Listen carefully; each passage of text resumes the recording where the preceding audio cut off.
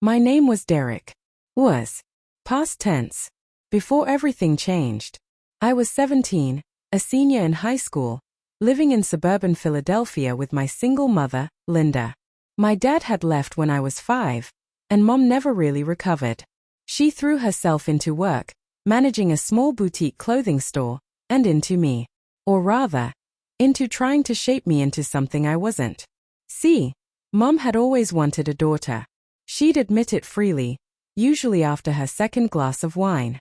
I had the nursery all planned, she'd say, staring wistfully at nothing. Pink walls, a beautiful crib with lace trim, tiny dresses lined up in the closet. Then you came out, and the doctor said, "It's a boy." I tried to hide my disappointment, but she'd never finish that sentence. She didn't have to. Growing up with a mother who resented your gender does something to you. I became aggressively masculine to compensate, or maybe to spite her. I played football, lifted weights, refused to do anything remotely soft or sensitive. I wore only black, gray, or dark blue. I kept my hair buzzed short. I grunted instead of talking. I was every teenage boy stereotype cranked up to 11. Mom hated it. "Why can't you be more refined?" she'd complain. "More cultured? More gentle?" "Because I'm a guy, Mom. That's literally who I am." Don't give me that toxic masculinity garbage. You could be a sensitive, thoughtful young man. But instead you choose to be this brute. Our fights escalated throughout my senior year. She wanted me to join the drama club. I joined the wrestling team. She bought me a nice button-down shirt for family photos. I wore my ripped band t-shirt. She suggested I grow my hair out just a little. I shaved my head completely. Every act of rebellion was a small victory. Every disappointed look from her was a badge of honor. Until the night everything changed. It was a Friday in late October. I'd come home after midnight, stumbling and reeking of cheap beer from a party in the woods. I'd failed another test. I'd gotten into another fight. The principal had called. Again. Mom was waiting in the living room, still dressed from work, her face a mask of fury and exhaustion. "Derek Anthony Morrison," she said with dangerous calm. "Sit down." "I'm going to bed," I slurred, heading for the stairs. "Sit down." Something in her voice made me obey. I collapsed onto the couch, still half drunk, ready for the usual lecture. But this time was different. "I can't do this anymore," Mom said quietly. Tears streamed down her face. "I have tried everything. Every punishment, every reward, every form of reasoning. And you just get worse. More disrespectful. More reckless. More male." I spat. "That's what you mean, isn't it? You hate that I'm not the daughter you wanted. Well, sorry to disappoint you, Mom.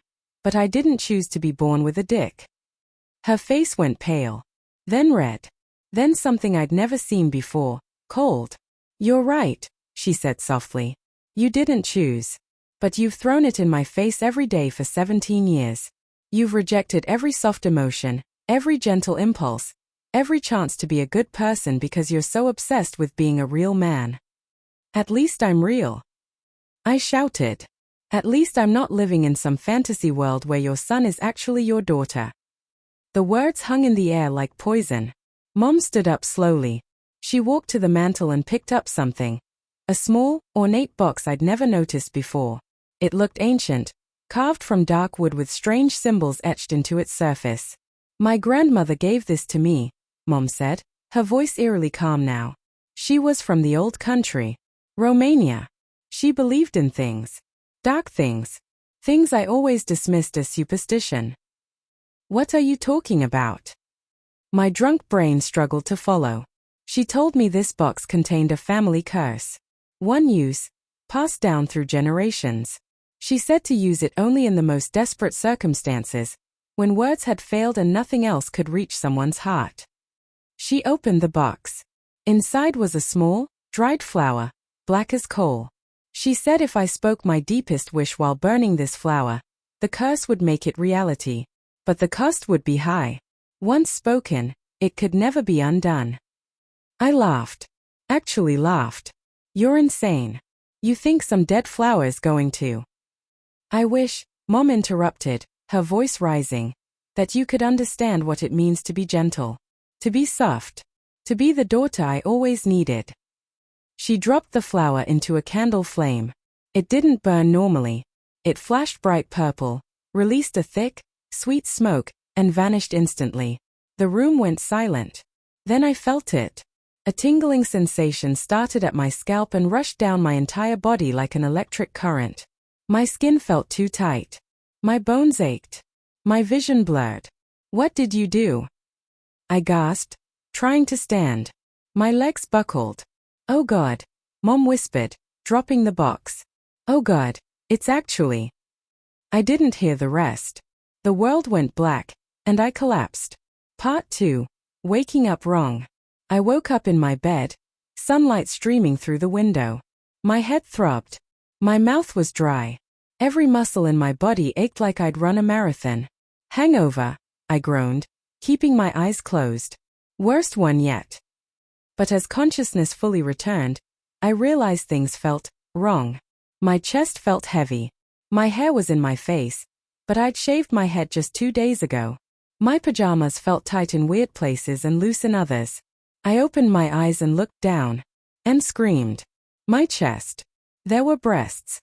Actual, visible breasts pushing up against my shirt. I threw off the covers and stared in absolute horror at my body. Curves. Everywhere. Hips that flared. Legs that were smooth and slender. Delicate hands with long fingers. I ran to my bedroom mirror. A stranger looked back. She was beautiful, objectively, undeniably beautiful. Long, dark hair cascaded past her shoulders. Her face was heart-shaped with high cheekbones, full lips, and large, expressive eyes. She looked like she could be on magazine covers. She looked nothing like me. No, I whispered. The voice that came out was soft, feminine, melodic. No, no, no, no. I grabbed my throat. I could feel vocal cords, but they were different. I looked down again. Between my legs, where there had always been familiar anatomy, there was now nothing. Or rather, everything was different. Female anatomy. Complete. Total. Transformation. MOM. I shrieked, my new voice cracking with panic. MOM, what did you do? I heard footsteps running up the stairs. The door burst open, and Mom stood there, her face pale, her eyes wide. She stared at me, at the girl standing where her son had been. Derek, she whispered. Of course it's Derek. I screamed. What the hell did you do to me? Mom's hands flew to her mouth. Oh my God. It worked.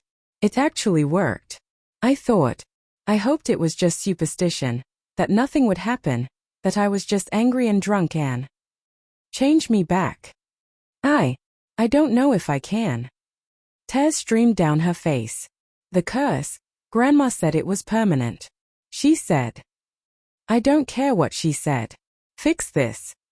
I lunged toward her, but my new body moved differently, lighter, less stable. I stumbled, and Mom caught me. Let go of me.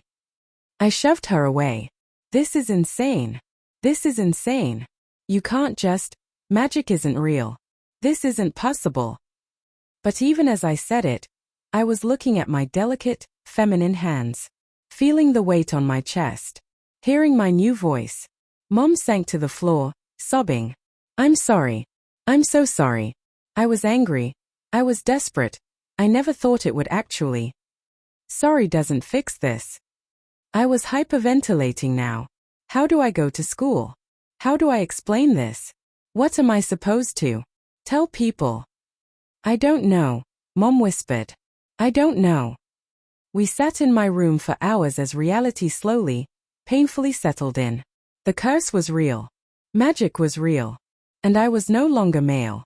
Part 3. The impossible decision. Over the next 3 days, we tried everything. Mom called every person she could think of who might know about the curse. Old relatives in Romania. Priests. Even a self-proclaimed witch in South Philly who charged $200 to tell us there was nothing she could do. Old Romanian magic is deep, the witch said, examining me with uncomfortable intensity. This isn't a spell. It's a curse rooted in blood and wish. The only way to reverse it would be for your mother to unwish her wish. And based on what you've told me, that's not possible. Why not? Mom demanded. Because she didn't wish for a temporary change. She wished for understanding. For you to be what she needed. That's not a transformation spell. It's a reality rewrite. As far as the universe is concerned, you've always been this way. I felt like I might throw up. That's insane.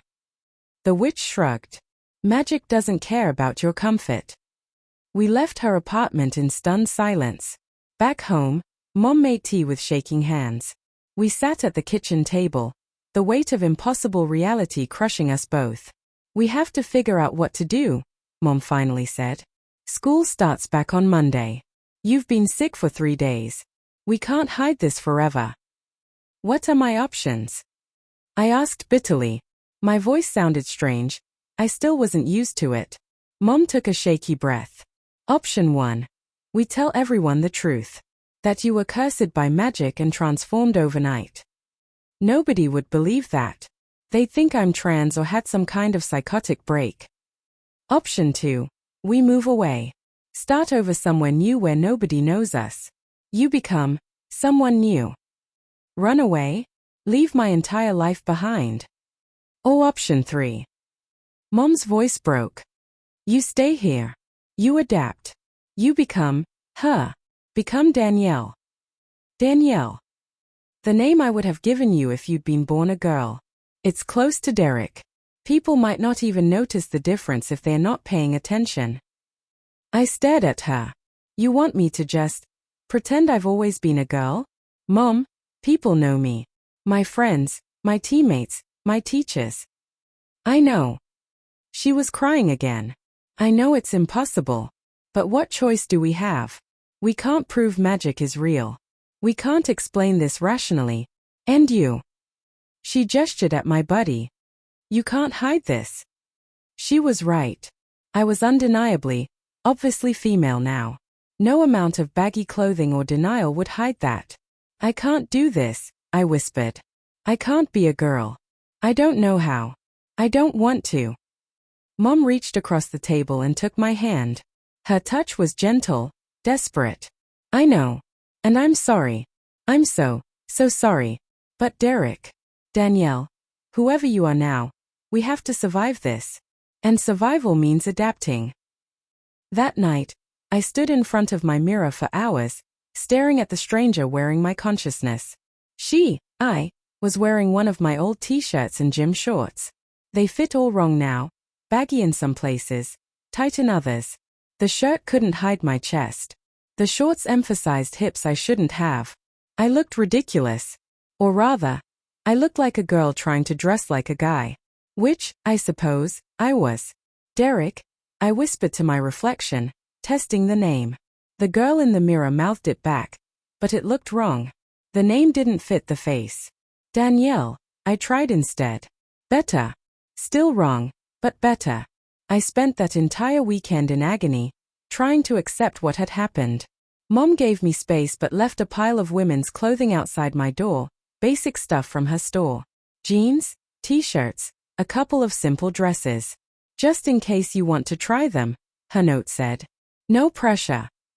I ignored them for 2 days, but on Sunday night, facing the reality of school the next morning, I finally broke down and tried on the jeans. They fit perfectly, hugged my new curves in a way that was both disturbing and right. I looked at myself in the mirror. With the properly fitted jeans and a simple fitted t-shirt, I looked normal. Like an actual teenage girl, not a boy trapped in the wrong body. I hated it. But I also understood that fighting against reality would only make things harder. Monday morning came too fast. Part 4. The first day of my new life. Mom drove me to school. Neither of us spoke. What was there to say? We called the school office. Mom finally said as we pulled into the parking lot. I told them you're transitioning. That you're going by Danielle now and using she/her pronouns. They were surprisingly supportive. They've updated your records. Just like that. I asked hollowly. It's 2023. Schools have procedures for this now. I stared at the building where I'd spent 3.5 years as Derek Morrison, star wrestler, mediocre student, general troublemaker. Now I was walking in as Danielle Morrison, a complete stranger to myself. I can't do this, I whispered. You can, Mom said firmly. You're stronger than you think. You've always been strong. You just expressed it through anger and rebellion. Now you need to express it through courage. I wanted to scream at her, to blame her for this nightmare. But what good would it do? I took a deep breath, grabbed my backpack, and opened the car door. The first person I ran into was Jackson, one of my wrestling teammates. He looked right past me, then did a double take. Sorry, do I know you? He asked, clearly interested in a way that made my skin crawl. I'm Derek's. I struggled for words. Cousin. Visiting for a while. It was a stupid lie, but Jackson just nodded. Cool. I'm Jackson. If you need someone to show you around. I'm good, thanks. I hurried past him, my heart hammering. People didn't recognize me. At all. I'd been transformed so completely that even kids I'd known for years just saw a new girl. The curse hadn't just changed my body. It had somehow altered reality itself, or at least people's perception of it. I made it to my first class, English, and sat in the back, trying to be invisible. Mrs. Patterson did a double take when she took attendance. Derek Morrison. Here, I said quietly. Then, actually, I go by Danielle now. The class turned to stare at me. Mrs. Patterson's face softened with understanding. Of course, Danielle. Thank you for letting me know. A few students whispered, but nobody made a big deal out of it. The trans-accepting culture of Gen Z actually worked in my favor. People just assumed I was coming out and transitioning. They had no idea how literal the transformation had been. The day crawled by in a haze of dysphoria and confusion. Every time someone called me Danielle, it felt like a knife. Every time I saw my reflection, I wanted to scream. But I survived. At lunch, I sat alone in the cafeteria, picking at food I couldn't taste, when someone sat down across from me. Melissa Chen, captain of the girls' soccer team, popular, confident, and currently smiling at me warmly. Hey, you're Danielle, right? New girl. Something like that, I muttered. I know starting at a new school senior year is rough, but if you want to sit with us. She gestured to a table of girls laughing and talking. I'm okay here. Melissa studied me with sharp, intelligent eyes. You know, you look really familiar. Have we met before? My heart stopped. I don't think so. Weird. Anyway, offer stands. We don't bite. She left, and I exhaled shakily. That night, I collapsed into bed still wearing my clothes, too exhausted to even change. I'd survived day one. Only about 180 more days of senior year to go. Part 5. Learning to be someone else. The next few weeks were an education in femininity I never wanted. Mom, feeling guilty but determined to help me adapt, became my reluctant teacher. You need to learn how to move differently, she said one evening. Your walk is still too heavy. Girls generally take smaller steps, place their feet more carefully. This is ridiculous, I muttered, but I tried anyway. She taught me about skin care. Your face is different now, more sensitive skin, different needs. She taught me about hair. You need to brush it daily or it'll tangle. And you'll need regular trims. She taught me about clothing. Certain cuts work better with your body type. And yes, you need to wear a bra. I know you hate it, but trust me, you'll hate the alternative more. Every lesson felt like a betrayal of who I was, or had been. The worst part was my body itself. I had to figure out female anatomy, female hygiene, and worst of all, the monthly cycle that came with it. When I experienced my first period 3 weeks into this nightmare, I locked myself in the bathroom and sobbed. This isn't real, I whispered to myself, curled up on the bathroom floor. This isn't happening. This isn't my body. But it was. The cramps were real. The blood was real. The hormone-driven emotions were real. Mom knocked gently on the door. Sweetie, I have supplies. Let me help you. The word sweetie used to make me angry. Now it just made me tired. I let her help me. What choice did I have? At school, the social dynamics were fascinating and horrifying. As Derek, I'd existed in a specific ecosystem: jock culture, male bonding, aggressive teasing, physical dominance. Girls had been objects of attraction, mysteries to be pursued, completely foreign creatures. Now I was one of them. Melissa and her friends adopted me despite my resistance. They included me in conversations about things I'd never cared about: boys, drama, upcoming dances. So, do you have a boyfriend? From your old school? Melissa asked one day at lunch. No, I said quickly. Girlfriend? Another girl, Tasha, asked with a knowing smile. It's cool if you do. This is a safe space. No, nobody. I'm just focusing on school. They exchanged glances that clearly said traumatic breakup and dropped the subject. But the boy conversation was inevitable. Okay, you have to tell us, Melissa said one day. What do you think of the guys here? Who's hot? I looked around the cafeteria, seeing my former teammates and friends with completely new eyes. Jackson, who'd always been my wrestling buddy, was objectively good-looking. Strong jaw, athletic build. As Derek, I'd never thought about it. As Danielle, I noticed it, but felt nothing. I don't know, I said honestly. They're fine. Fine. Tasha laughed. Girl, that's the most lukewarm reaction I've ever heard. Because I wasn't attracted to guys. I'd been straight as Derek, attracted to girls. Did that make me a lesbian now? Or was I still straight because my brain was still male, just in a female body? Identity was giving me a headache. The really confusing part came when I started noticing how I reacted to girls. Sarah Mitchell, a cheerleader, walked past our table in a short skirt. My eyes followed her automatically. Melissa caught me looking and grinned. Oh, I see. You're into girls. What? No, It's cool.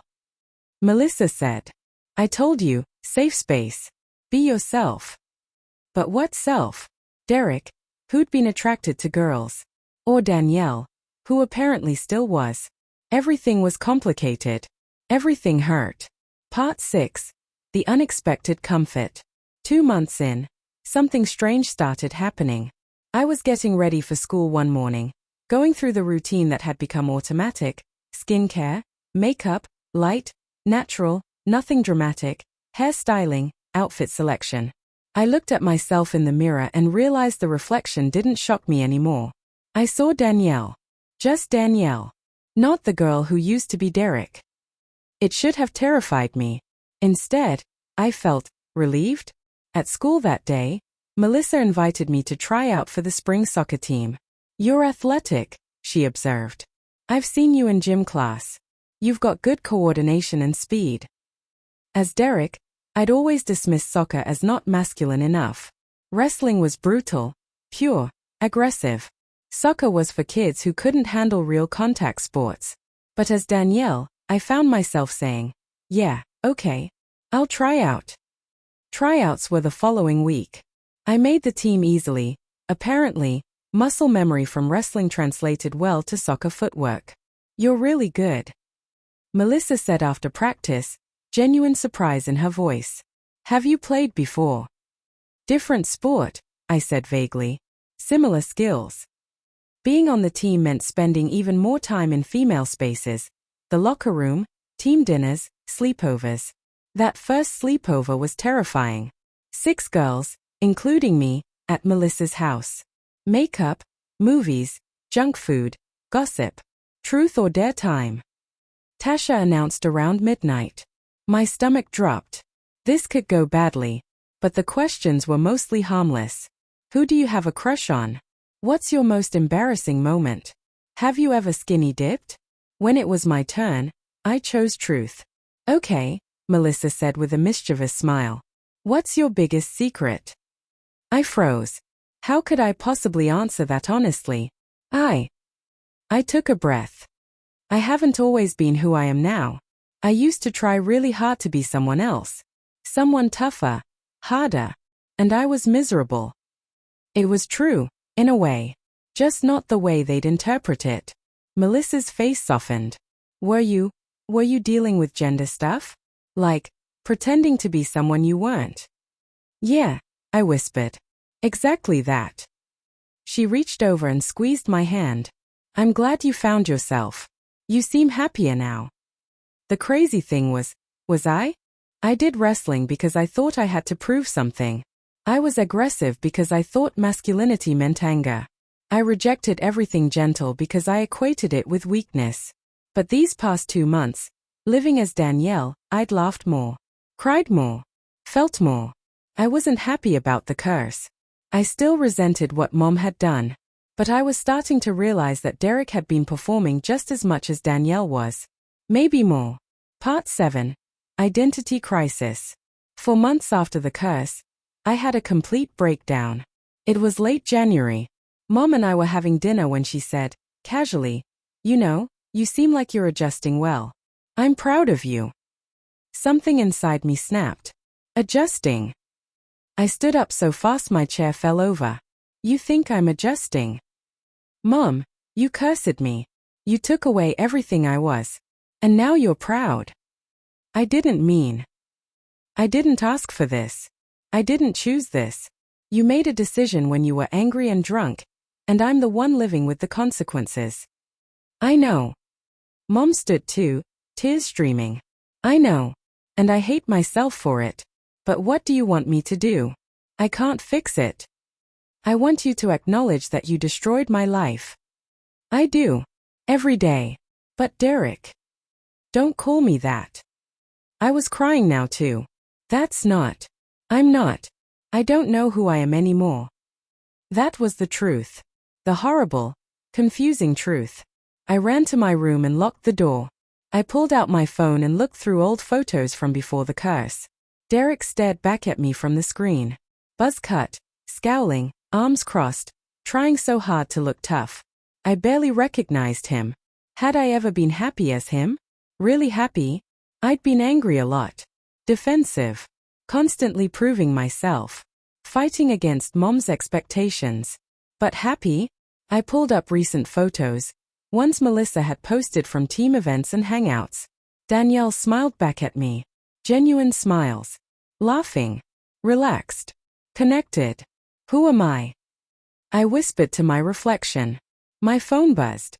A text from Melissa. Hey, you okay? You seemed off at practice today. Want to talk? As Derek, I'd never had friends who checked in like that.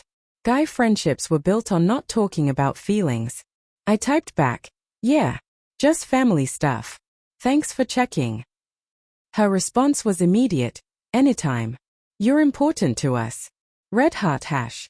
I stared at that heart emoji for a long time. I'd never felt important as Derek. Useful, sure. A buddy on the wrestling team. A drinking buddy. But not important. I went to bed that night with my mind spinning. Over the next few weeks, I started seeing a therapist. Mom found someone who specialized in gender identity issues. Obviously, we couldn't tell the whole truth, but we could get close. Tell me about Derek, Dr. Patel said in our third session. He was angry, I said slowly. Always fighting. Against his mom, against expectations, against anything that felt weak. And Danielle. She's softer, more connected. But she's also not who I was supposed to be. Who says who you're supposed to be? Dr. Patel asked gently. Biology? Society? I don't know. I was born male. That's what I was supposed to be. But you weren't happy as that. I didn't say that. Didn't you? She flipped through her notes. You've described Derek as angry, isolated, constantly performing. You've described Danielle as more authentic, more connected, more emotionally open. But Danielle exists because of a curse. Because my mom forced this on me. That's how it started, Dr. Patel agreed. But after 4 months, you have choices. You could cut your hair, dress differently, demand people see you differently. But you haven't. Why? I didn't have an answer. Part 8. Unexpected feelings. 5 months in, I met someone who changed everything. Her name was Riley. She was new to school, actually new, not cursed into existence new. She was artistic, confident, openly queer, and absolutely gorgeous. She sat next to me in art class, a new elective I'd added. "You're Danielle, right?" she asked, setting up her sketchbook. "Yeah. I'm Riley. I like your style." I looked down at my outfit, simple jeans and a fitted sweater. Nothing special. "Thanks." She grinned. "You have this whole effortless thing going on. It's nice." Over the next few weeks, Riley and I became friends. She was easy to talk to, funny, and completely accepting. "So, are you seeing anyone?" she asked one day while we were working on a collaborative project. "No. You?" "Nope.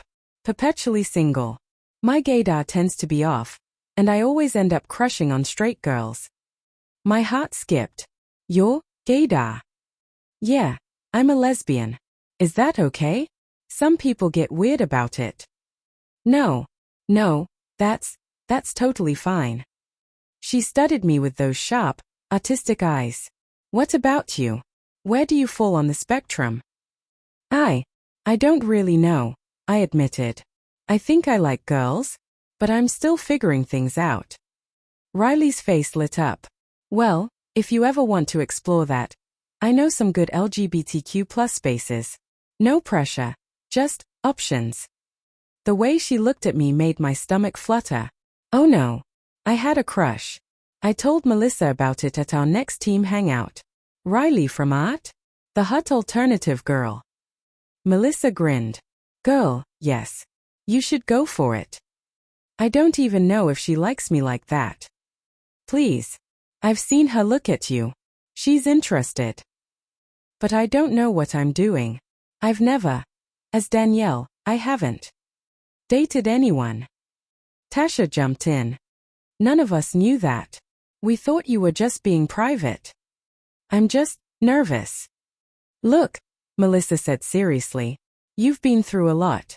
We don't know all of it, but we know enough to see you're figuring yourself out.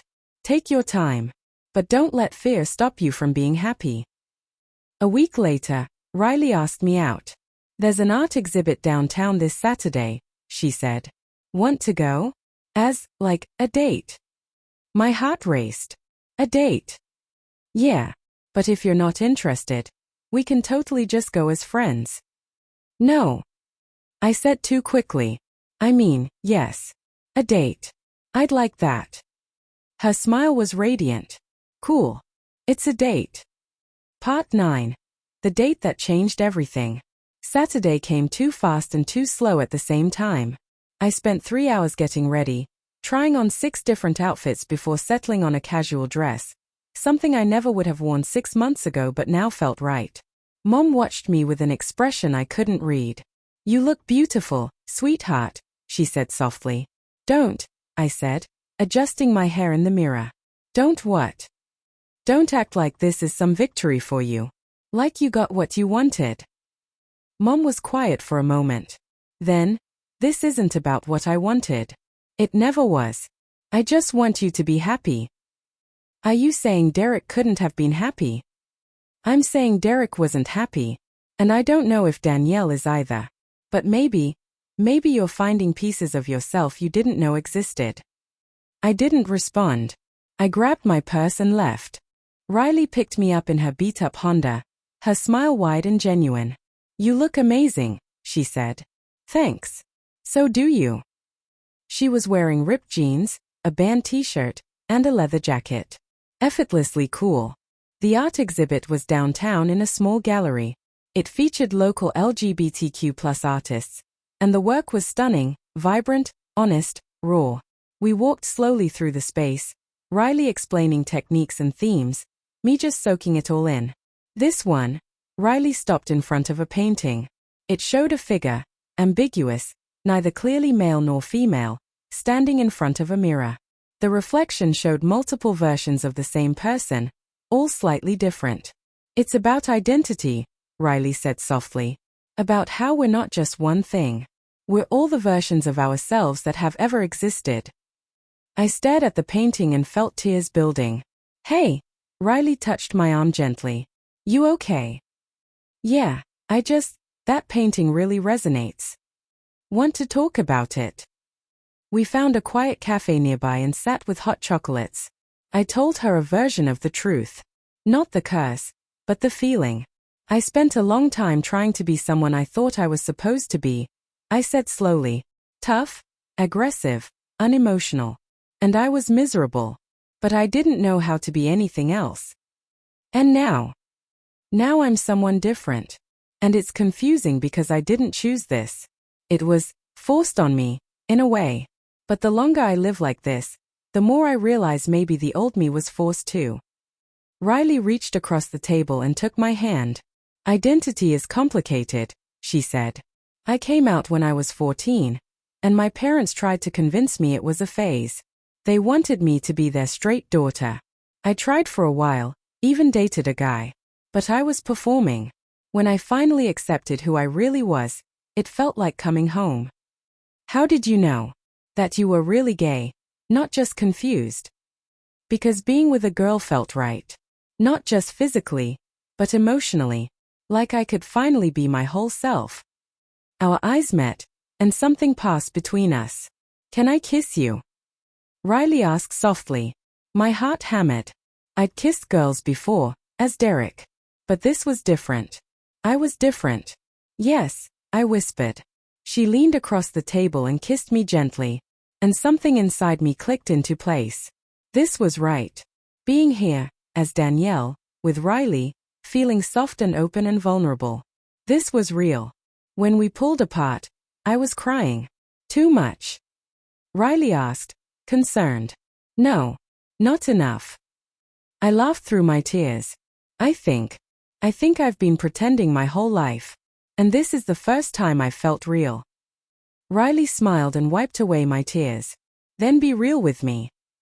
Part 10. Acceptance.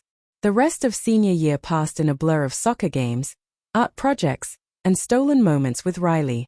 I told her more about my past, carefully edited, but honest about the struggle between who I'd tried to be and who I was becoming. She never pushed for details I couldn't give. She just accepted me. In May, 2 weeks before graduation, Mom and I finally had the conversation we'd been avoiding for 8 months. I need to tell you something, I said, sitting across from her at the kitchen table. Okay, she said cautiously. I've been accepted to art school. Pennsylvania Academy of Fine Arts. Full scholarship. Mom's face lit up. That's wonderful. I didn't even know you applied. I've been doing art all year. Riley encouraged me. And I'm good at it. Really good. I'm so proud of you. Mom. I took a deep breath. I'm going as Danielle. Not as Derek trying to get back to who he was. As Danielle. Because I think maybe she's who I was always supposed to be. Mom's eyes filled with tears. What are you saying? I'm saying the curse might have been the worst and best thing that ever happened to me. I'm saying Derek was miserable and angry and lost.